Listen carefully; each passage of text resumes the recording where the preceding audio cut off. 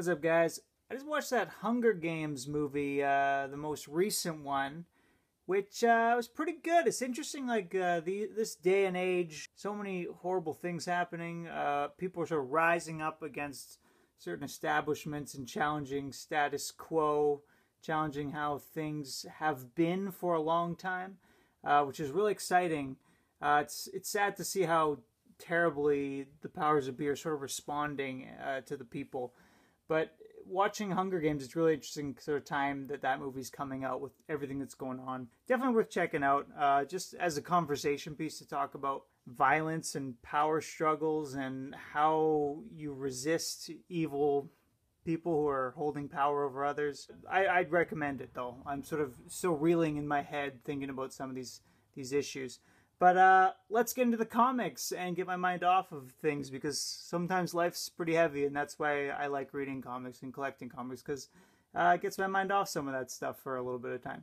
So I'm going to go through, continue going through my prestigious, awesome collection, and I'm going to do some Miss Marvel.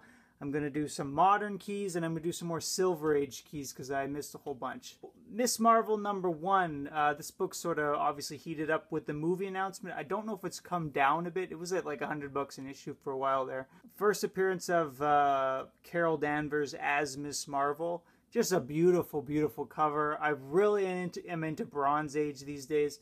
And this is like a great example of what was so awesome about Bronze Age. Silver Age is great, but it just doesn't seem to... I just feel like everything got really nice and refined by the Bronze Age. Like, they were learning all these new techniques in the Silver Age. There's a lot of great stuff. But then this is where they do a lot of that and take it and do it really well. Miss Marvel #1 speaks for itself. This is Captain Marvel #18. So this is where Carol Danvers gets her powers. This is a pretty low grade book. I got not too long ago for $5, so happy to have that.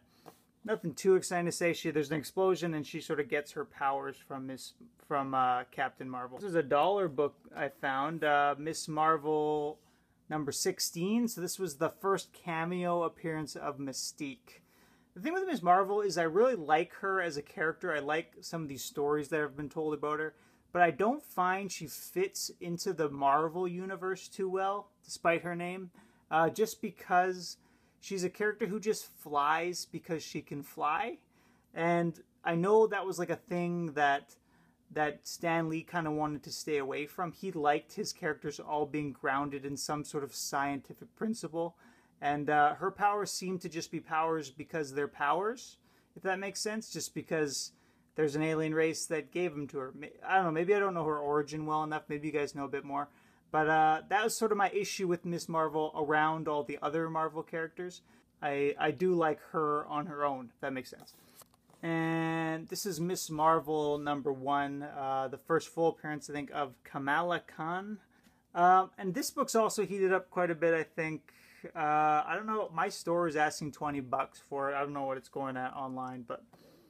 yeah, so that's a really cool modern key, I think. I really hope this character continues to grow and has a following. It's really neat how women are really being redefined in comics these days, and I think it's just awesome. And Kamala Khan is such a good example of that.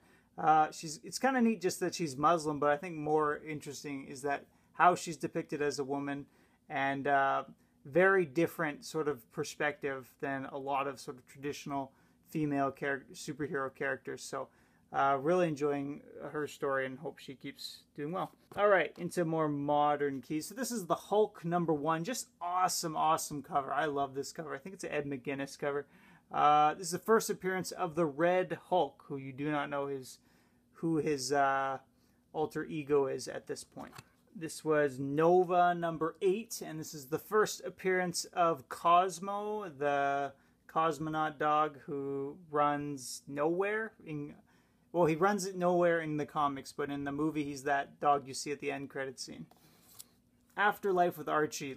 I read a ton of Archie comics growing up. I always had them on road trips and things like that, and really loved Archie's. So this series I've really, really enjoyed. Just does an awesome job at sort of bringing these old characters back to life, pun intended. Um, just awesome story, really sort of heavy. Takes that sort of base level innocent world and looks at it a little deeper, looks at what might have been going on behind the scenes with different characters, relationships. It's done really well, and it really fits that horror genre well. And I've really enjoyed every issue. This is Manifest Destiny #1. I think I paid $30 for this not too long ago, and really enjoy this series. I would love to get the Ryan Ottley variant, but I think that's kind of pricey, and it's just not really worth it to me. But yeah, great series. Lewis and Clark exploring America, and it's full of monsters and creatures and stuff. Just sort of a fun adventure comic, and a little dark on the darker side. Like, you really get that sense of danger, and they're with all these sort of sketchy soldier guys. It's just, he does a really good job of sort of exploring the human side of what these characters would have been going through, exploring sort of this new land of danger and everything, and then just takes it to the extremes, obviously. But great little series. This is Invincible #1, first print, with autographs from all the original creators, so Kirkman, Walker, and Crabtree. There's no certificate of authenticity or anything, but I have looked at their autographs and compared, and they look pretty good. So I have no reason to believe these aren't real. But yeah, I am a huge Invincible fan. I'm not a huge fan of Walker's art. This is the original artist. It's okay. It does the job. And this cover I'm also a little disappointed in. It's all right, but I would like to see maybe, I don't know, something a little more vibrant or interesting or dynamic. But awesome series, guys. I can't recommend it enough. Robert Kirkman, better than Walking Dead. Another series I picked up, I think it was on issue 4 when I sort of first started collecting comics, and I looked through it in the store and thought it was kind of neat, and went online and just bought all the early issues. So and then after that, it went way up in value, so it was kind of exciting. But I really love this series. It sort of set the bar really high for me early on.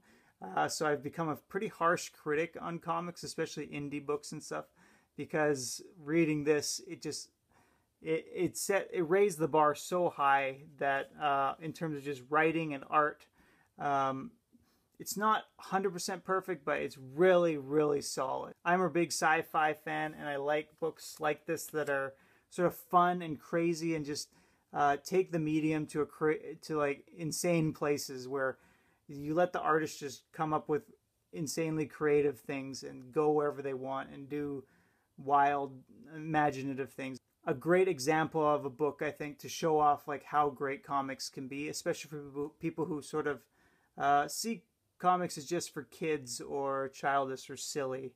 I think this is an awesome example. So that's probably like a VF, and then this one's in even better condition. This is the one I have that's autographed. I got it after. I think I paid like $30. It's Brian K. Vaughan, and this one does have the certificate. So into some more Silver Age here. So classic Neil Adams Superman cover. This is Superman 233, Breaking the Kryptonite Chains. So awesome book. Love it. Beautiful cover. Story itself, I think it's kind of a new direction for Superman, which didn't really hold up. Like, the kryptonite kind of stops affecting him, I guess. So the one weakness Superman has, they decide to take away, which is probably not the best from a storytelling perspective. But awesome book, awesome cover, love it. This cover has been swiped a ton of times. Action Comics 275. I have to upgrade this book because the cover is actually detached. But this one was, I think, Lightning 68243. I don't know his number. Lightning, whatever. He talked about this one. But this is the first time Superman uses his heat vision. So very important sort of power. I guess in this day and age, they were constantly giving Superman new powers.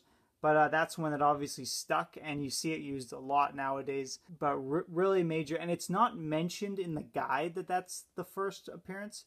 So it's sort of under the radar, guys. So you can get it for a pretty good price because it's a pretty important thing that happens, I think. So definitely worth checking out. This is Dial H for Hero. Or sorry, this is House of Mystery 156, which is the first Dial H for Hero, which is a fun little series. I think I've talked about it before not too long ago. Basically, they have this dial and he translates it, and if you spell hero, it will turn that person into a random superhero. So sometimes it's useful and sometimes it's not. I just thought it's a really fun series, and I guess they kind of created a lot of random heroes through this. Sometimes it's real superheroes who will show up, and often they got kids to write in and give their ideas for superheroes, so those kids could have those books published, or those heroes published in real comics. It's pretty neat little concept and idea, and just this book's cheap, so keep an eye out for it, guys. The Aquatic Man, number 35. This is the first appearance of Black Manta, so very exciting because I think that's probably Aquaman's biggest villain, and this is just a beautiful copy, except for this mark up here. But besides that, it's in really good shape. This I picked up at like a con, sort of like a local smaller con that had all these books. Like, you know, when you go on the wall, everything's like 3 times what it's actually worth. It's kind of like, so I hadn't found too much, and then this was in like a random guy's bin for 20 bucks or something. So I got this for a really good deal. Yeah, so really excited. Beautiful Silver Age cover. Look at those colors on it, the bright purple, and yeah, I really am excited to have this book. I think it was Jeff Johns wrote it, right? It was the recent Aquaman run of the New 52, really solid. So he kind of got me interested in Aquaman a little more. Really redeems the character from this sort of stigma that he's been stuck with for so long. The New Gods, number 1. First appearance of Orion, and just the start of Jack Kirby's New Gods series, which was, or the Fourth World stuff. So sort of Jack Kirby's baby, which he really didn't get to finish as well as he might have liked to, unfortunately. Yeah, this is really nice condition. Happy to have this. Just the colors on here, like his shadow has like different colors on it and everything, and this looks really neat. And I guess this was sort of an interesting setup for like a comic at these times. You often had a lot more writing and explanation of what's going on, but this, you guys have this like badass character coming right at you. You don't know who he is. He looks like a villain. It sort of has that mystery that makes you want to open up the book and read it. So awesome Jack Kirby book. Another underwater character who I like is Submariner. He's a lot of fun. I like just how arrogant he is and everything. But this is Submariner number 5, and this is the first appearance of Tiger Shark. And again, just beautiful, colorful book. Really gorgeous. Not too much to say about Tiger Shark. He fights Deadpool. He's kind of all over. He's sort of ridiculous, but awesome at the same time. He's so like Silver Age. And lastly, this is Incredible Hulk 102. So this is Hulk's second series. So I think his first series only went for, is it 5 issues or 7 issues? This one, it only went for like 5 or 7 issues or something. And then Stan Lee said, you know, I don't think Hulk can carry a story on his own. So, and arguably Hulk is the hardest character to write. There doesn't seem to be a ton of really great Hulk stories. I think it's just a hard character to write. Stan Lee sort of said, you know, I think he would fit better on a team. Let's put him on the Avengers. And so when he's interacting with others, he works a bit better as the muscle, and then sort of this interesting, angry, sort of question mark character who could go off at any time and lose control. So, but this is another beautiful Silver Age book. Really excited because this is his starting off his ongoing series, and gorgeous, like the transformation. I just love it.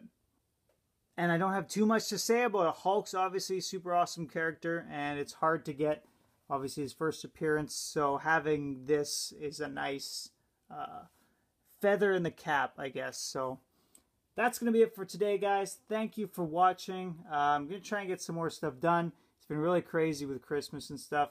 But take care and go watch Hunger Games and start thinking about how we can change our world for the better. All right. See you later, guys. I think this is the first appearance of Ocean Master. So was that this is first Black Manta? Pause. I gotta look this up. Confusing myself.